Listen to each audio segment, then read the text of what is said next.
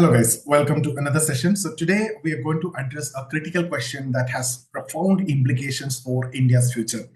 The question is India slipping into the middle income trap? So this is a situation where the country's economic growth stagnates and preventing it from transitioning from middle income to high income status. So with growing concern about stagnant income levels, structural challenges, and an unproductive economy, see, let's dive deep into this, pressing issue and explore whether India is heading towards a trap or finding a way out. Okay, so let's try to understand first what is this middle income trap. The middle income trap is a scenario where a country's economy grows to a certain level but fails to move further due to stagnation in productivity and income. So high income growth that slows actually, okay, and wages become stagnant and the informal sector dominates. So as a result, the economy struggled to compete globally, particularly in labor intensive industries. India also now showing signs of these challenges, making it very crucial to examine its current state. So let's talk about stagnation in income growth. If you see for over 15 years, the income level of India's middle class population, specifically the top 15% to 50% of earners, have remained stagnant. The richest 15% continue to grow wealthier, and the bottom 20% again benefit from the government subsidies. The large middle chunk, representing 120 million people, they face stagnation. And many of these individuals aged 18 to 35 neither pursue education nor actively seek employment, that leading to unproductive workforce. Now, see, India's manufacturing sector, if you look at, which actually should be the backbone of a thriving economy, but that's faltering. And despite initiatives like Make in India, employment in manufacturing still remain low compared to agriculture, where you can see significant portion of the population is still working. So majority of the population, more than 50%, is still depend on agriculture. And you can see informal production dominates, and states like Bihar and Uttar Pradesh lag behind their neighbors like Bangladesh and Nepal. So in average income countries, just 1 minute guys, let me plug in the charger.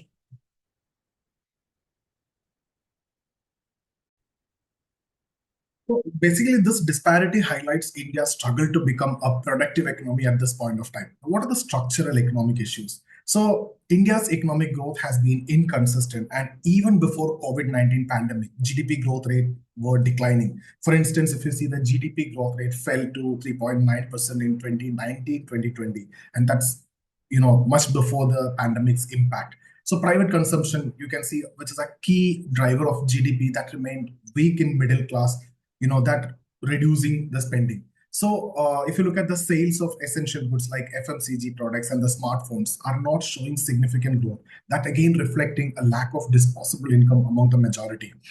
Now, if you look at the dependence on the informal sector now, India's economy continue to rely heavily on the informal sector despite efforts like, demonetization and GST to formalize it.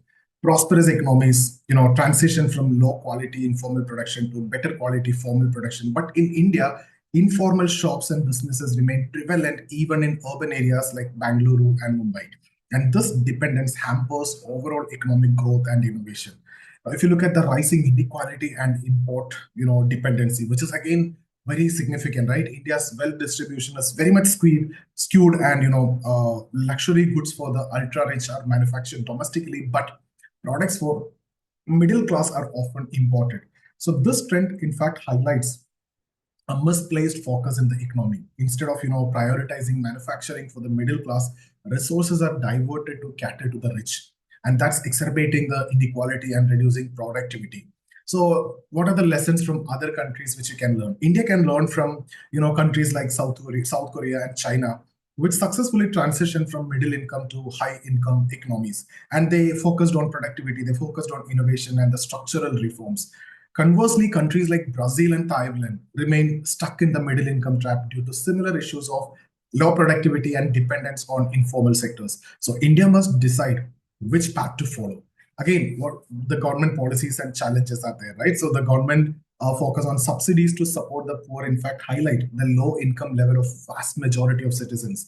But this comes at the cost of investing in critical areas like research development, manufacturing, like that. So without addressing these structural weaknesses, India, in fact, risking the perpetuation of the cycle of unproductivity and stagnation, and that's making it harder to escape the middle income trap. So see, the stand of India at this point of time is at a very critical junction. And to avoid the middle income trap, it must prioritize productivity, manufacturing, and innovation, at the same time reduce dependence on subsidies. And policymakers need to address the structural challenges head on, and create an environment where the middle class can thrive. So this is not just an economic necessity but a social imperative for a prosperous future. So guys, what do you think about India's chances of breaking free from this trap? Let me know that in the comment section. And that's about this session. Thank you so much for watching. If you're looking for a civil service mentorship, get in touch with us. So the details are given in the description. See you in the next video. Thank you so much.